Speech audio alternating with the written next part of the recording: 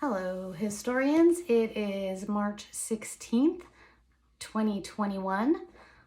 If it's the beginning of the year, 2021 is a 20. That means we are living in the 21st century.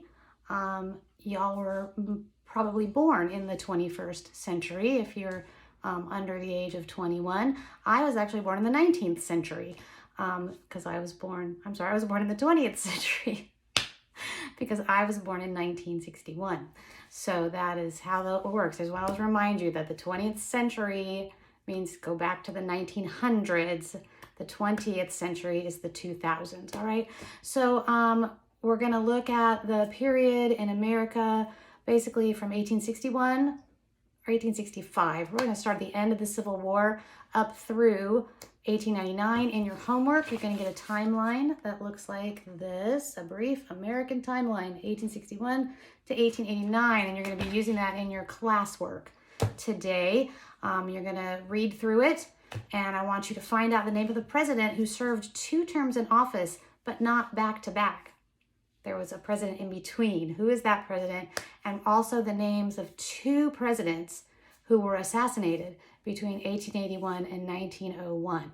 So find that on your timeline for your classwork today. So we're moving to the end of the 19th century towards the 20th century. And the 20th century this beginning part is often called the progressive era, as America progresses in ways that make reforms that kind of want to make the world better for people, be they women or children or African Americans or poor people. So these economic and social changes transform American society during the 20th century. And then we also have innovations in science and technology and economic productivity and mass communication and mass entertainment and better health and higher living standards. The role of government changes, gender roles, male-female roles change, and even the very idea of freedom changes during this progressive era. But I want to talk about women. A growing number of women are convinced that it is their special responsibility and their mission to purify and reform American society. Women were at the forefront of establishing free public schools, abolishing slavery, curbing drinking, but they also faced discrimination as well during this period as they tried to change their role in society. And a woman named Elizabeth Cady Stanton, who is a female heroine, she organized the first women's rights convention in Seneca Falls, New York in 1848, even before the Civil War. So this progressive era in the 20th century, it's kind of this umbrella label. It's a label that we put over this whole range of economic, political, social, and moral reforms that include things like prohibition, the effort to outlaw the sale of alcohol to end drunkenness, the regulating child labor and sweatshops. A sweatshop was basically a factory where you worked, that the doors and windows were all locked or sealed and there was no airflow, and you worked in this factory in these terrible sweaty summer conditions. Sometimes you worked 12, 15, even 18-hour days. Sometimes you had to live in company housing. So basically you would leave the factory floor and go back to the company housing where your life was controlled there. So it was like kind of almost a form of women's slavery, if you will, because they needed to be able to send money to their families, but they couldn't leave necessarily. But that is going to be taken away. It was also very unsafe, the way they had to work in these factories, and certainly children working in factories with machinery, because remember we have big industrial machinery now, was very dangerous. And children worked in the coal mines even, or around the coal mines. My husband's father actually, as a young boy, worked as what was called a breaker boy. And basically they would sit at the end of the chute where the big coal chunks would come through, and they would break them up into smaller pieces. And that was his job as a young boy. So these kinds of things are going to change, regulating child labor. They begin this idea that we can use science to manage our natural resources, and we can use science to ensure that water is pure and milk is pure and wholesome. There's a scientist named Louis Pasteur who's going to help is going to create a process called pasteurization, named after him, that will keep our milk germ-free. And Americanizing immigrants became very important, or restricting immigration altogether, and also the ending or the breaking or the busting and the regulation of trusts and monopolies, specifically trusts like Standard Oil and Vanderbilt Railroad monopoly. Those kinds of things are going to be broken down so they can't control all of the commerce in these areas so tightly. And all of these movements grow largely in part from support of people who are now middle class. They are often living in cities or near cities, and many of them are the men are college educated. And during this time, women's academies are open. So women start to become college educated as well. They didn't call it college yet, but basically they are doing higher learning for the first time legally in the United States.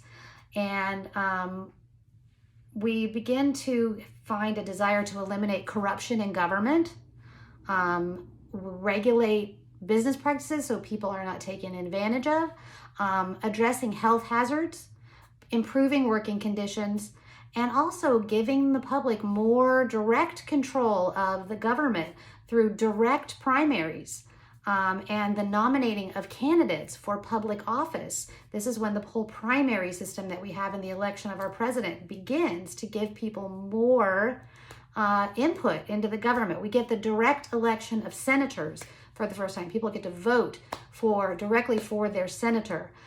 We get the growth of referendums. Now, referendums still exist. Sometimes they're called initiatives or propositions, but this allows regular people, not politicians, to go out and propose an idea for a law. They collect a lot of signatures of people also supporting that. And if they get enough signatures, they can take that proposition or referendum and put it on the ballot.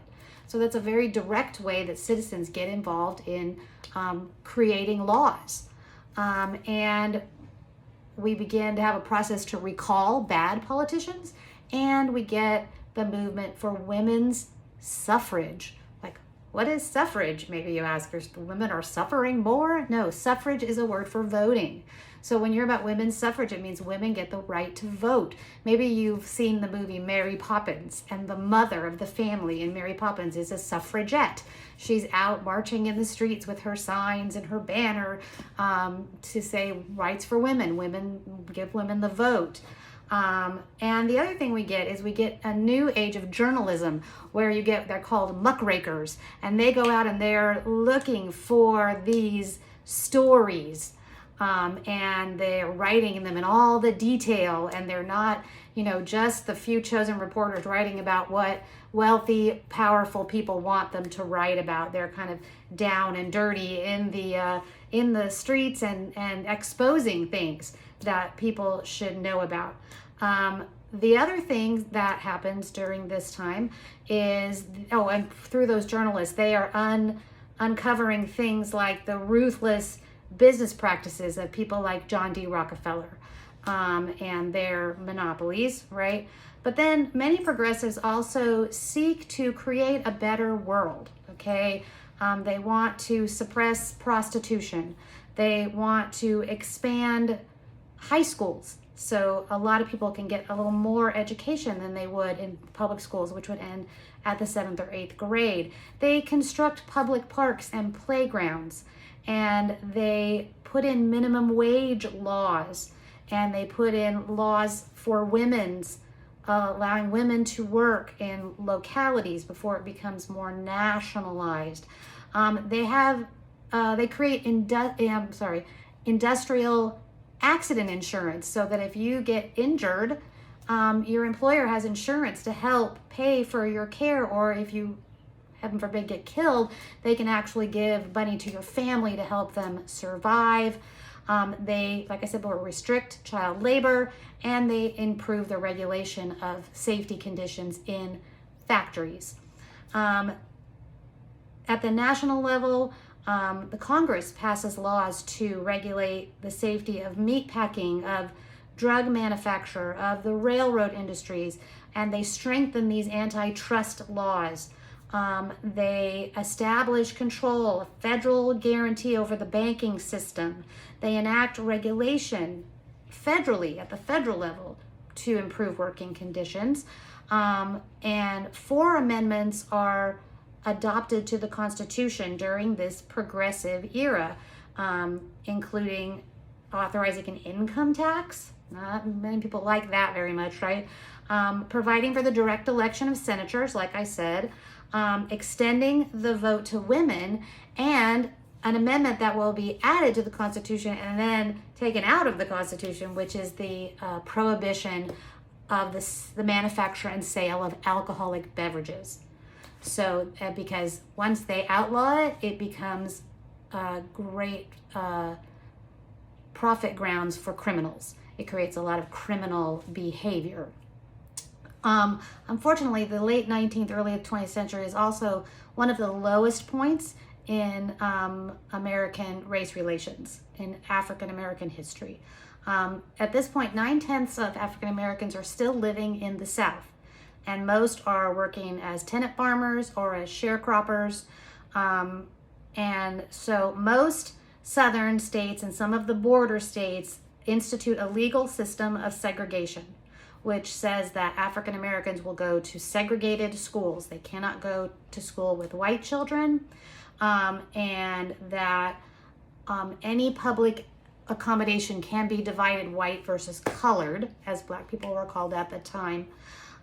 So drinking fountains, places, public restrooms, there'd be black colored and white, and they couldn't, and in private businesses like famously lunch counters, Black people couldn't sit the same place as white people. There's a lot of restaurants you weren't served if you were colored.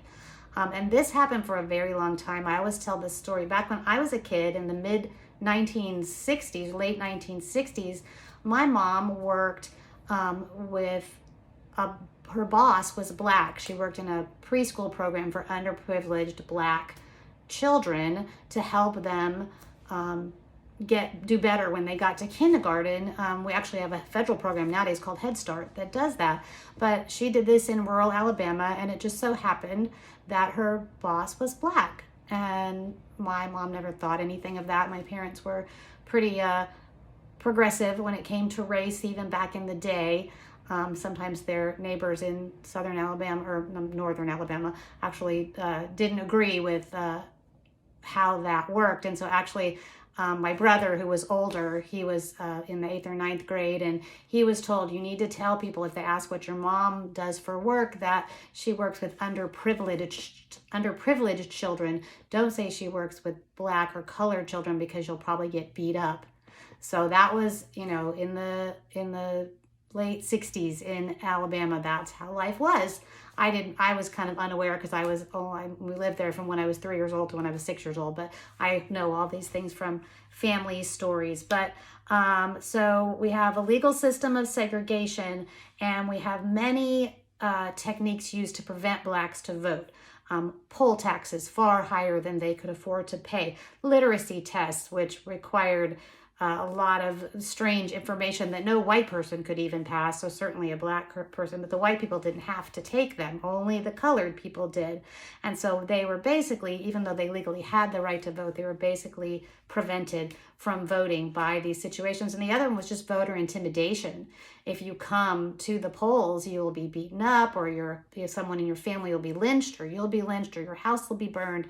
So we're preventing Black suffrage. Black people were creating suffering while we prevent suffrage. Remember, that means the right to vote. And the Supreme Court at this time, there was a case called Plessy versus Ferguson, and they declared that these separate but equal facilities were allowed under the Constitution. So we could separate things and only allowed colored people to have not the same but different, area, your school or drinking fountain or bathroom or bus or whatever, that you could have that, but they had to be equal. But of course, that was never enforced, and they were never equal. It was always worse for the colored people. And also, every year during this period, in the late 19th century, there were at least 100 lynchings of African Americans every year. And remember, if I told you lynching is not just hanging someone, it's torturing them first, usually, or torturing members of their family. And then it often meant hanging or murdering in some way.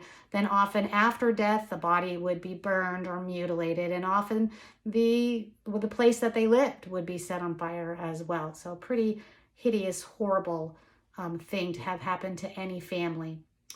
So another thing happens, and that's that the labor market in the South gets very tight. And so many Black people start to move north into the northeastern part of the country, which that continues on up into the 1920s. Unfortunately, the movement of Blacks into cities, both north and west, create racial violence in cities like Chicago and East St. Louis and Houston and Tulsa and other places. But the Great Migration out of the South was accompanied by new efforts at Black political and economic organization. They start creating ways to prevent these poll taxes, to prevent these literacy tests. And sometimes I have to tell you, some of these tests didn't have anything to do with anything other than stopping you from voting. So you come in and there'll be a jar of jelly beans on the counter, and they say, you have to tell us how many jelly beans or how many marbles are in this jar if you want to vote. And you have one guess. So, those kind of situations existed all over the South. So we have these political organizations growing to fight that if necessary. And the other thing that happened is something called the Harlem Renaissance. And the Harlem Renaissance Harlem, New York, is this bursting out of artistic expression.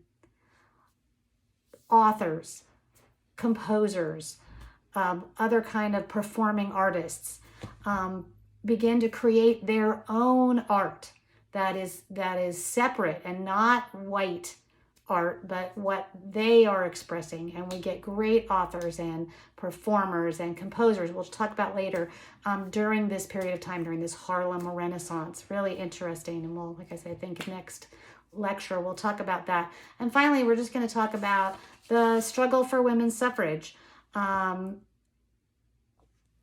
It was a radical struggle. One of the most radical struggles in all of American history is women trying to become fully equal. Women wanted the ideals of the American Revolution.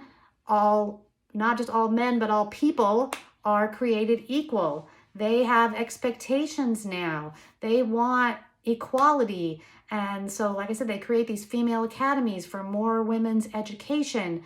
And by the early 19th century, American women have the highest female literacy rate in the world. So we're teaching women. When you teach people stuff, they can become dangerous because they start having ideas. And so the American states widened suffrage to all white males first. So you don't have to own property anymore. That one goes away. But free Blacks cannot vote, and women cannot vote. Back in the 1820s and for decades, all the way up to the beginning of the 20th century, married women and single women, they could not own their own property. Only their husband could own property. They couldn't sign a contract and make it binding. They had to have a husband or a father sign their contract. And I just want to tell you just a little aside that you've probably heard of Ruth Bader Ginsburg, the Supreme Court Justice who recently passed away. But when she went into the law, she fought against one of those very things, that women should be allowed to get a mortgage on her house even if she has no husband. And prior to her working that lawsuit and winning that lawsuit, women needed their father or their brother to sign the contract for them. So she changed that law. So that's one reason that she's kind of considered a hero among many women, that she really was a crusader for these kinds of laws to make it legal for women to do things like sign a contract, buy a home, start a business without their father's permission. I lost my place in my notes. Okay, so women are working towards all of these causes, including the curbing of drinking. And we'll talk a lot about prohibition a little bit later. But women realize that what they really need is the right to vote. And so we begin with people like Elizabeth Cady Stanton and Susan B. Anthony, who began to fight for the women's right to vote. Because in America, if you can't vote, you have very little voice. So that's where we begin. And that's where I'm going to stop for today. But do your classwork with that timeline.